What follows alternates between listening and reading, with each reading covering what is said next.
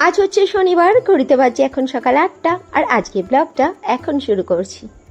Happy with Pinki চ্যানেলের নতুন একটি ব্লগে তোমাদের সবাইকে জানাই স্বাগত। তোমরা সবাই নিশ্চয়ই খুব ভালো আছো।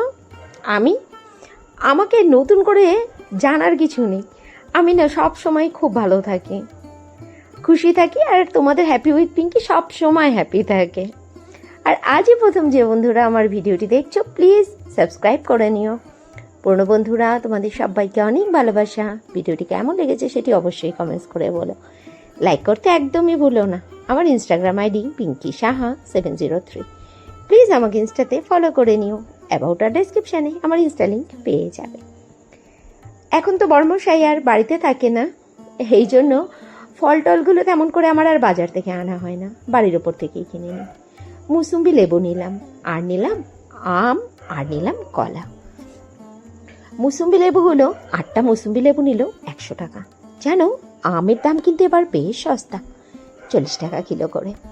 50 টাকা বলছিল, 40 টাকা কিলো করে কিনেছি আমটা। এই কাকুটা আমগুলো বেশ ভালোই দেয়। বড়মশাই তো বাড়িতে থাকলে এই সবের চিন্তা আমাকে তো আর করতে হয় না। সে তো প্রচুর আম নিয়ে আসে প্রতি বছর। এবছরটা সে বাড়িতে নেই, তাই বলে কি ছেলে মেয়ে আর আমি আম খাবো না? আম কিনেই খাই। কারো বাড়ির গাছতলায় গিয়ে ভর দুপুরবেলাতে ফাটা আম কুড়িয়ে নিয়ে আসি না আঁচল ভরে, এনে খাই না, কিনে খেতে ভালোবাসি। বড়মশাই বাড়িতে থাকলে এতদিনে লিচু খাইয়ে একদম অরুচি করে দিত। সে আবার লিচু এনেই তার কাজ শেষ হয় না, সে আবার ছুলে ছুলে প্রত্যেকের মুখে দিয়ে দেবে, তাহলেই তার লিচু খাওয়ানো যেন সার্থক হবে।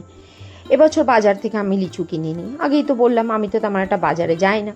আর বাড়ির ওপরে যে ফলালাগুলো আসে না, তাদের কাছে অন্তত লিচুটা ভালো থাকে না, তা লিচুটা তেমনভাবে এবছর খাওয়া হয়নি।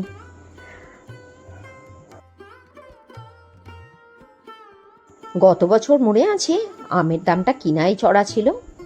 গত বছর আমের আমদানিটাও কম ছিল, গাছে ফলন তো কম ছিল, তাহলে তো আমদানি তো কম হবে। এবছর যখন প্রথম দিকে গাছে আমের মুকুল এসেছিল বা আম হয়েছিল, তখনই বোঝা গেছে যে আমের দামটা এবার কিন্তু বেশ সস্তা হবে। যাক, 40 টাকা, 50 টাকা, 60-70 টাকায় বেশ ভালো আম পাওয়া যাচ্ছে। আর বড়মশাই এবার আর বেশি আম খেতে পারছে না। ওই দেশে তো আর আমাদের এই দেশের মতো মনে হয় না হিমসাগর আম পাওয়া যায়। সব আমের থেকে আমার কিন্তু প্রিয় হিমসাগর আম। হ্যাঁ, প্রথম দিকে তো মন ভরে হিমসাগর আম খেয়ে নিই, তারপরেও আরও যেন কত আম নিয়ে আসে, আমার তো মনেও থাকে না কি সমস্ত নাম। আম্রপল্লী, চৌসা, আরও কি সিঁদুর টোকা, আমার না মনে থাকে না। আর শেষে গিয়ে আসে কি বোম্বাই, ফজলি। সত্যি আমার বাড়িতে এই যে আসা শুরু হলো আম, মোটামুটি মাস 2-2.5 আরামসেই চলবে।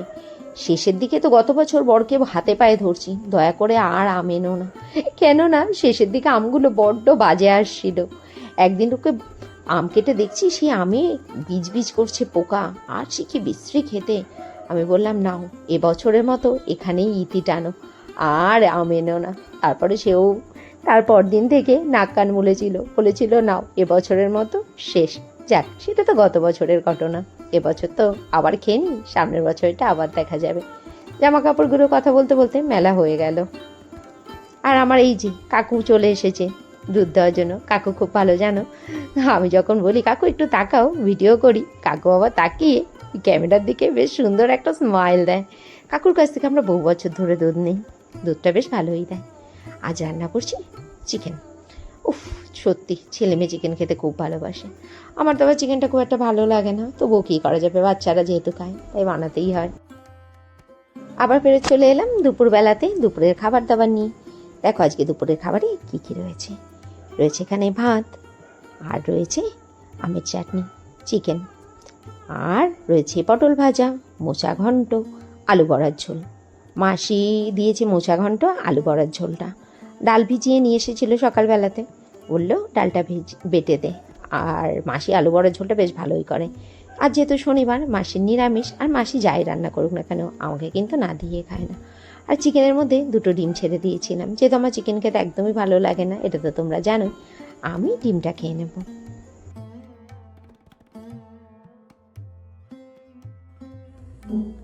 চলে এলাম রাতের খাবার দাবার নিয়ে। সেই দুপুরবেলাতে যে চিকেনটা করে রেখেছিলাম, চিকেনটা গরম করে নিলাম মাইক্রোওভেনে, করে নিলাম রুটি আর আম কেটে নিলাম। এই দিয়ে আজকে রাতে ডিনারটা সারবো। আর আজকের ব্লগটা এখানে শেষ করছি। Tata, good night.